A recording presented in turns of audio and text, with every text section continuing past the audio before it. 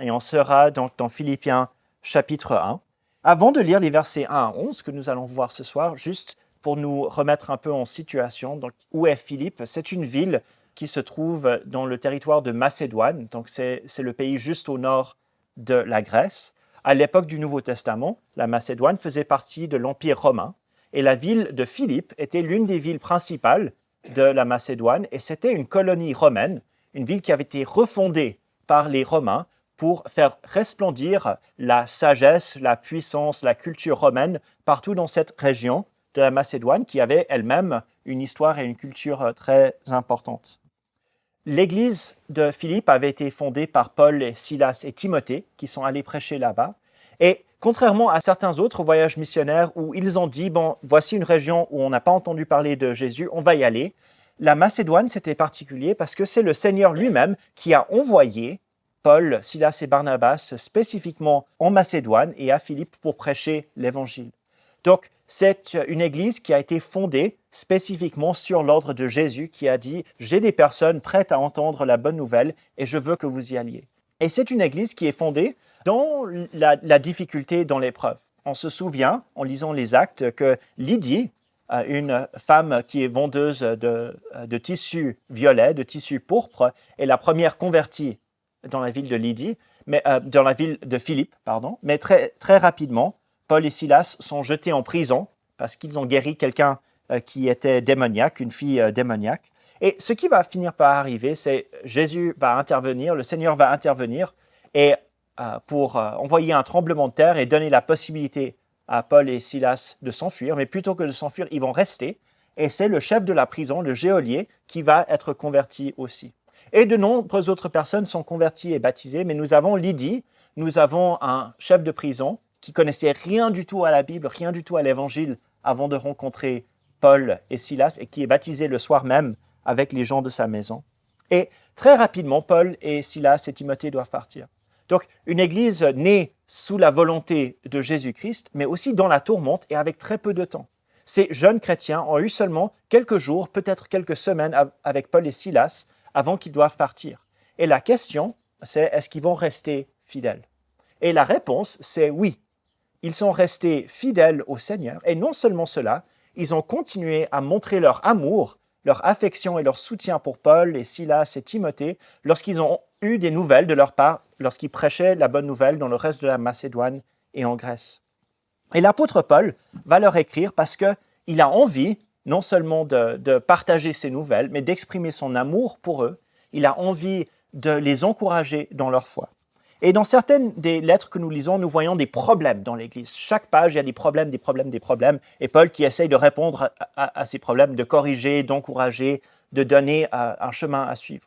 Et comme toutes les églises, l'église de Philippe a des problèmes. Mais Paul n'a pas écrit cette lettre parce qu'il y a des problèmes. Il a écrit pour exprimer son amour, pour encourager les chrétiens. Et ce que nous voyons dans ce texte et dans cette lettre, c'est vraiment un message inspirant pour continuer dans la foi, pour persévérer et pour grandir. Et évidemment, cela permettra de faire face à certaines difficultés aussi. L'apôtre Paul qui écrit cela est dans les chaînes, c'est-à-dire il est prisonnier. Et on verra dans la suite de la lecture de Philippiens que non seulement il est prisonnier des autorités romaines, mais il ne sait même pas s'il sera libéré ou mis à mort. Normalement, on ne restait pas en prison à vie. C'était la libération ou l'exécution, c'était l'aboutissement d'un emprisonnement dans l'Empire romain. Il s'attend à être libéré, mais il sait aussi que il est dans une situation où le verdict n'a pas encore été rendu. Mais donc, depuis sa prison, l'apôtre Paul écrit à ses chrétiens pour les encourager dans la foi.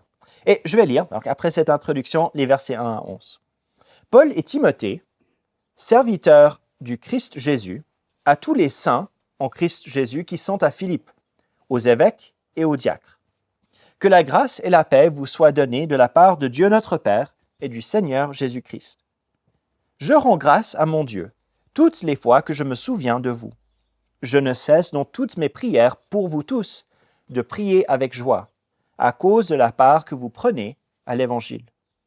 Depuis le premier jour jusqu'à maintenant, je suis persuadé que celui qui a commencé en vous une œuvre bonne en poursuivra l'achèvement jusqu'au jour du Christ Jésus. Il est juste que j'aie pour vous de telles pensées, parce que je vous porte dans mon cœur, et que dans mes chaînes, comme dans la défense et l'affermissement de l'Évangile, vous participez tous à la même grâce que moi. Car Dieu m'est témoin que je vous chéris tous avec la tendresse du Christ Jésus. Et ce que je demande dans mes prières, c'est que votre amour abonde de plus en plus en connaissance et en vraie sensibilité, qu'ainsi vous sachiez apprécier ce qui est important, afin d'être sincère et irréprochable pour le jour de Christ, rempli du fruit de justice qui vient par Jésus-Christ à la gloire et à la louange de Dieu. De sa cellule, Paul veut rassurer et assurer les frères et sœurs en Christ de son amour et de son affection pour eux. Et que vous sachiez, quand il dit à tous les saints qui sont à Philippe, il ne dit pas à tous les super chrétiens qui sont là-bas. Les saints dans le Nouveau Testament, c'est le terme générique pour les chrétiens. En fait, le terme chrétien est utilisé que 3 fois dans tout le Nouveau Testament, mais les disciples, les frères et les sœurs ou les saints, ça c'est le terme principal. Vous êtes des saints si vous êtes en Jésus-Christ, si vous êtes à lui, si vous lui appartenez, vous êtes mis à part et vous êtes des saints d'après la Bible. Et ici, il s'adresse à cette Église. Et on peut voir beaucoup de choses, mais ce qui me frappe le plus aujourd'hui en lisant ce texte, c'est les sujets de prière de l'apôtre Paul pour cette Église. Il y a des sujets de reconnaissance qu'il adresse au début, mais au verset 9 à 11, nous voyons aussi les demandes qu'il fait continuellement à Dieu pour eux. Et vous savez que nous prions pour ce qui compte le plus pour nous. Si nous tenons vraiment à quelque chose, si ça a une importance primordiale pour nous, c'est quelque chose qui va se retrouver sans cesse dans nos prières. Et l'apôtre Paul, en parlant de ce pourquoi lui, il prie, il est aussi en train de leur montrer à ces chrétiens ce qui est le plus important pour lui et ce qui devrait être le plus important pour tous les saints, nous y compris. Lorsque nous lisons donc les versets 9 à 11, et qu'on verra sur le tableau par la suite, remarquons déjà ce pourquoi Paul ne prie pas tout le temps, en tout cas ce qu'il ne mentionne pas dans sa liste. Il ne demande pas la santé pour les chrétiens, et ce malgré le fait qu'ils vivaient à une époque où on n'avait pas accès à la médecine moderne et tous les moyens que nous avons aujourd'hui pour soigner. Il ne demande pas non plus leur prospérité financière, malgré le fait que dans d'autres lettres, quand il parle des chrétiens de Macédoine, il dit qu'ils sont terriblement pauvres. Ce sont des chrétiens connus pour leur pauvreté. Il ne demande même pas qu'ils soient délivrés de la persécution ou que lui-même soit libéré pour aller leur rendre visite, malgré le fait que l'église de Philippe était bien une église persécutée et qui souffrait, et que lui-même, à cause de la persécution, ne pouvait pas aller les voir. J'imagine que si j'avais été à la place de Paul, j'aurais mis tous ces sujets dans mes prières pour eux, connaissant leurs besoins financiers, leurs besoins de protection, le besoin d'accompagnement spirituel, le besoin financier, et de prier que Dieu les protège et que les garde, qu'il me délivre, aurait pu dire Paul, de la main des persécuteurs pour que je puisse vous soulager en personne. Et juste que vous sachiez, nous savons que Paul se souciait de toutes ces choses. Parce que plus tard dans la lettre, il va mentionner ses soucis pour la santé, pour la pauvreté. Toutes ces choses sont importantes pour lui. Mais il ne les met pas en tête de la lettre. Ce ne sont pas les sujets les plus importants pour lesquels il prie. Même s'il est légitime et juste de prier pour la santé, pour la protection, pour la sécurité financière et toutes les autres choses pour les chrétiens, même d'être délivrés de la persécution, Paul dit, il y a des choses encore plus importantes pour lesquelles je prie tous les jours pour vous. Et il veut les partager avec eux.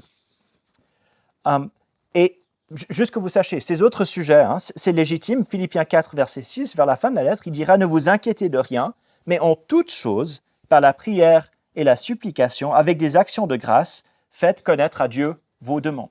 Okay? Dans toute chose, et lorsqu'on est inquiet par rapport à l'avenir, d'apporter ces choses à Dieu, c'est tout à fait légitime. Mais ce n'est pas cela la première chose qu'il faut mettre dans nos demandes à Dieu. Bon, qu'est-ce qu'il y a de plus important que nous trouvons dans Philippiens? Il va mentionner 3 choses essentielles pour lesquelles il prie et que nous devons rechercher aussi dans nos prières.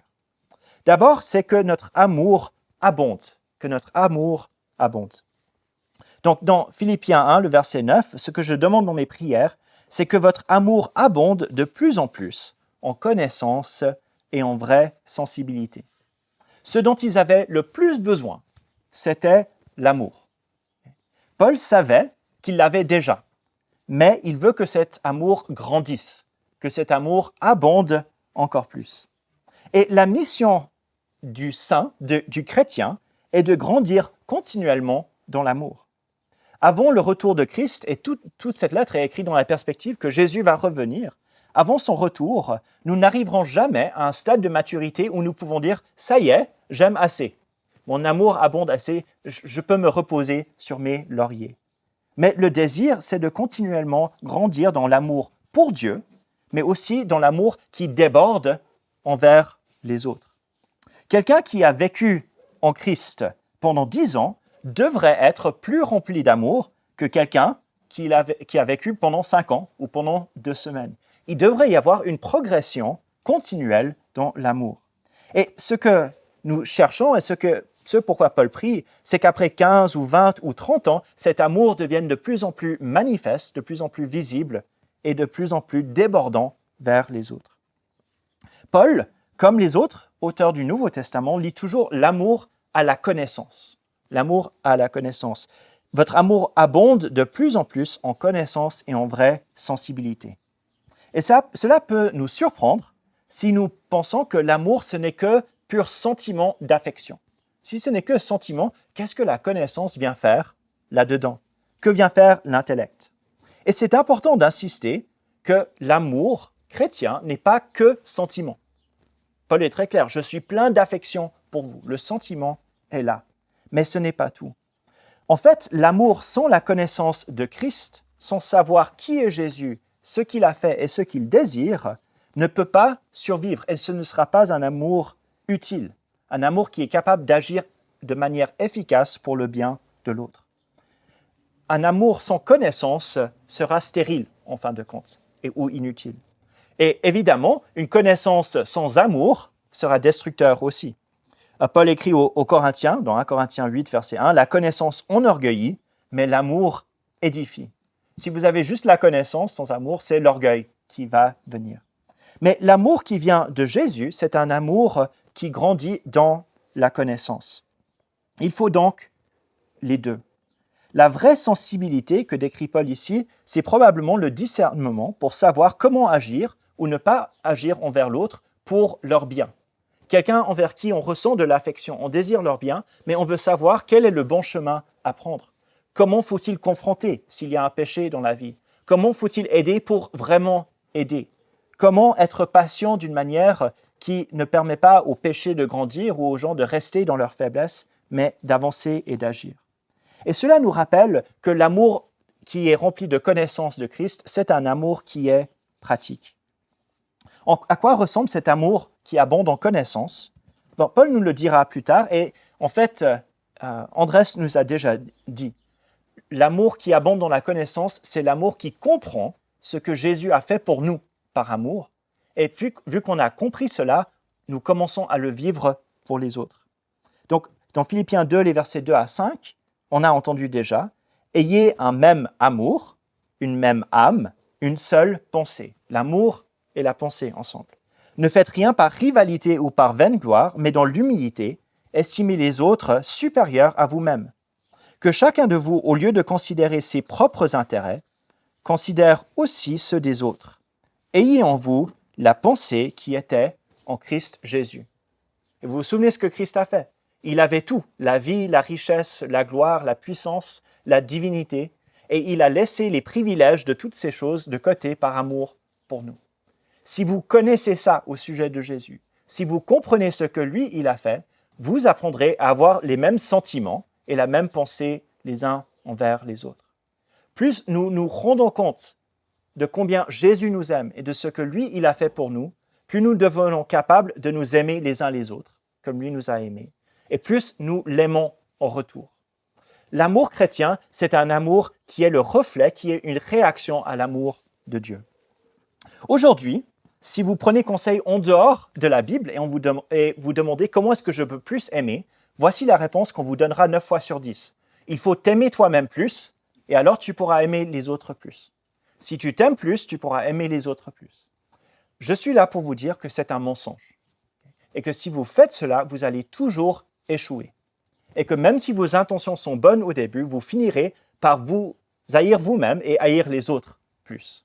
L'amour propre n'est jamais la source de l'amour. Ce que Jésus nous a dit et ce que nous trouvons dans les Écritures, c'est que oui, nous pouvons aimer plus. Mais comment aimer plus? C'est en recevant l'amour de Dieu. Pas en nous centrant sur nous-mêmes, mais en nous centrant sur l'amour que Dieu nous a donné. Notre amour-propre, c'est une goutte. Okay? C'est une goutte d'eau qui est incapable d'assouvir notre propre soif, encore moins de donner quoi que ce soit aux autres. Mais l'amour de Jésus, c'est un torrent qui non seulement peut répondre à notre soif, qui peut non seulement nous remplir, mais qui va forcément déborder pour tomber sur les autres. L'amour de Christ est tellement plus grand et tellement plus puissant que notre propre amour propre. Et donc, comment aimer plus? Comment est-ce que cet amour peut abonder? C'est en regardant Christ, en connaissant son amour pour nous, en vivant son amour. Alors nous pourrons aimer Christ en retour et nous pourrons aussi aimer les autres comme Jésus nous a aimés. Et donc voilà un bon sujet de prière. Quand vous priez à Dieu, demandez pour vous-même qu'il fasse grandir son amour et grandir votre connaissance de son amour, qu'elle abonde dans votre vie. Et prions cela les uns pour les autres aussi, parce que c'est ce que Dieu désire pour nous. Et c'est l'une des choses les plus importantes. Mais ça continue. Qu'est-ce qu'il y a de plus important? Il dit, c'est que nous sachions discerner ce qui est important.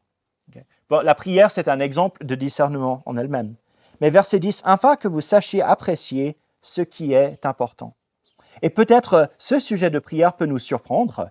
Est-ce que moi, j'aurais mis dans mon palmarès, une des choses pour laquelle il faut prier, c'est les bonnes priorités dans la vie. Savoir reconnaître ce qui a de la valeur et ce qui mérite notre temps et nos efforts et ceux qui n'en ont pas. Mais Paul, au milieu des calamités de la vie, au milieu de l'incertitude, de la pauvreté, des menaces et de la persécution, il dit « Je prie à Dieu que vous sachiez savoir ce qui compte vraiment, ce qui a de l'importance et ce qui n'en a pas. » Et cela correspond à l'attitude de Jésus.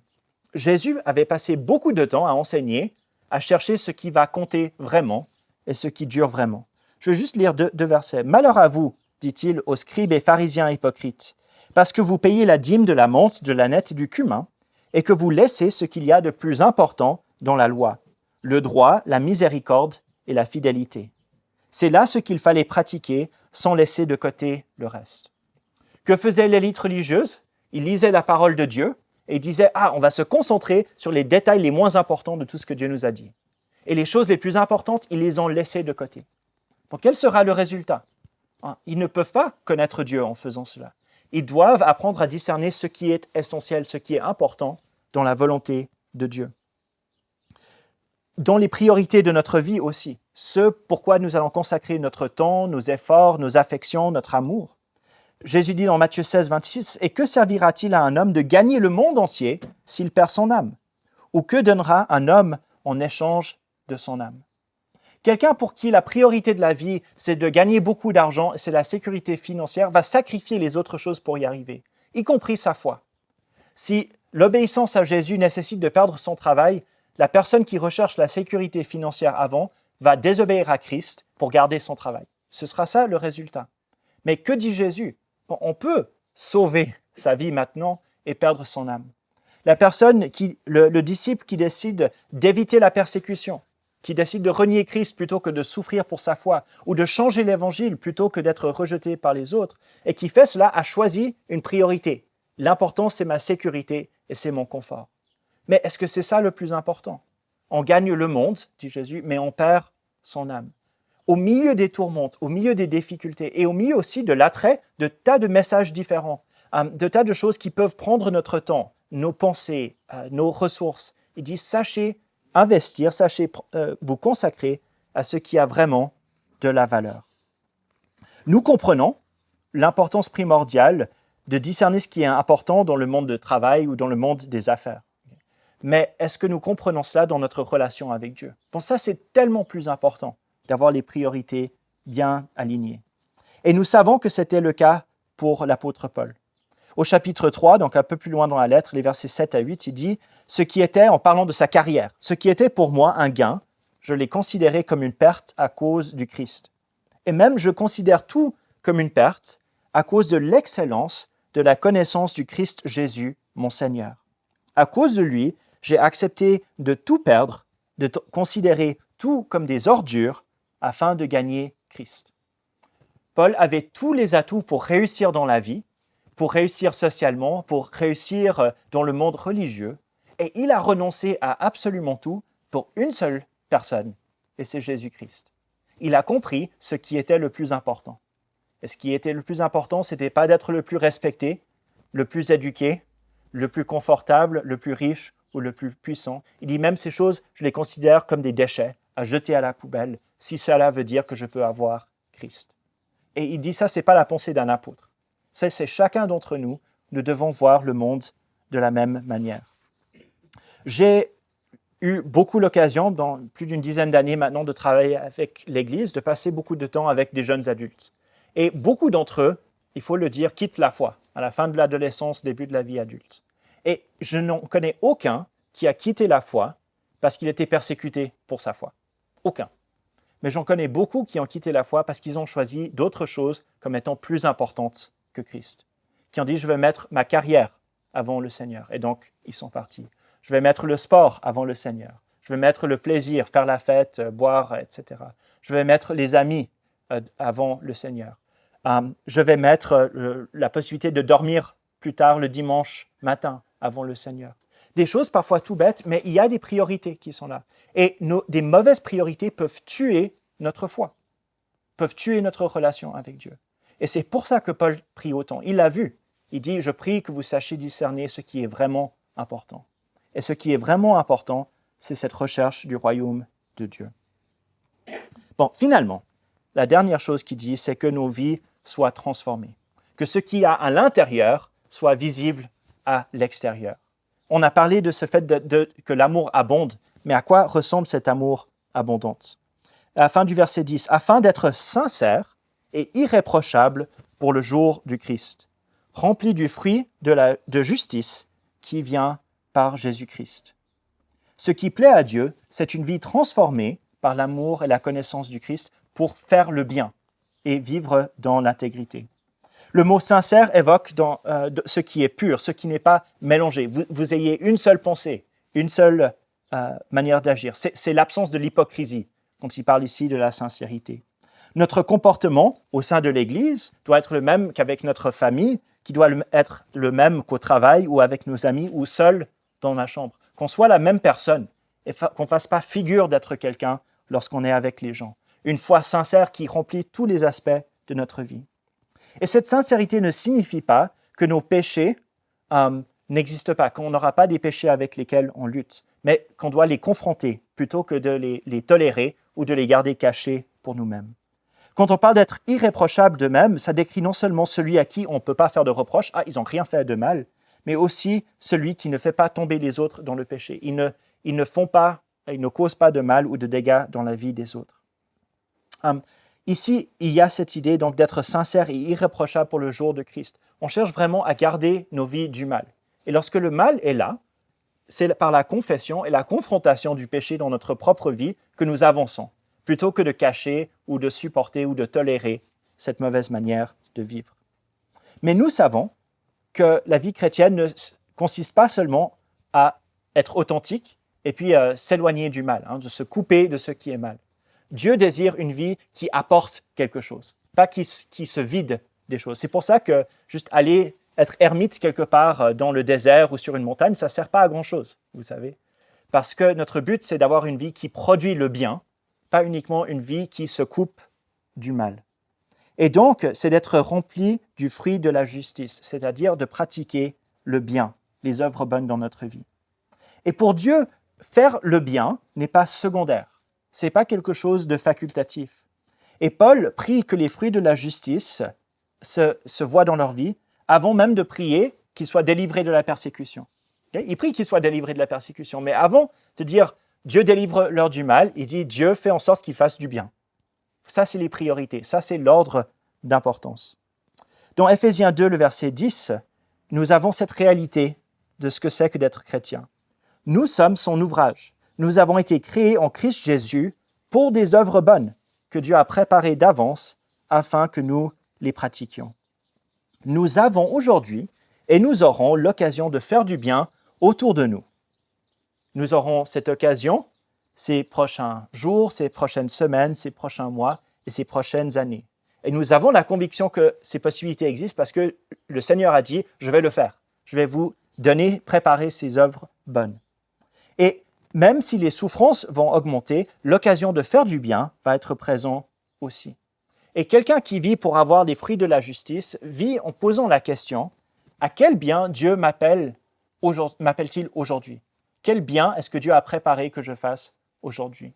Et donc, chaque rencontre que nous faisons, chaque situation dans laquelle nous nous trouvons, nous voulons développer le réflexe de ne pas simplement penser à nous-mêmes, mais de dire qu'est-ce que Dieu est en train de faire et pourquoi est-ce que je suis là, pourquoi est-ce que Dieu m'a placé là, comment est-ce que je peux faire le bien.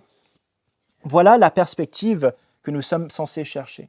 Et cela ne vient pas juste par un exercice mental, c'est à travers la prière que nous grandissons dans ces trois choses.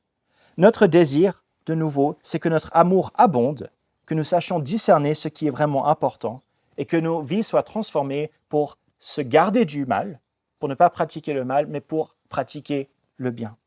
Et cela va arriver seulement si nous prions et si nous cherchons à connaître le Seigneur Jésus-Christ. Et si tel est le cas, nous aurons des vies qui seront changées. Philippiens 1, les versets 9 à 11, est une prière magnifique qui nous rappelle ce qui est essentiel, ce que nous devons rechercher régulièrement dans la vie. Et ces choses ne sont pas limitées par l'argent que nous avons, la situation dans laquelle nous vivons, notre santé ou quoi que ce soit d'autre. Nous pouvons tous prier et nous pouvons tous chercher ces choses. Et mon désir, c'est qu'en faisant cela et en priant pour cela, nous grandissions de plus en plus dans l'amour et la connaissance de Dieu, que nous sachions apprécier ce qui est important, que nous soyons sincères, irréprochables et remplis de fruits de la justice jusqu'au jour où Christ revient.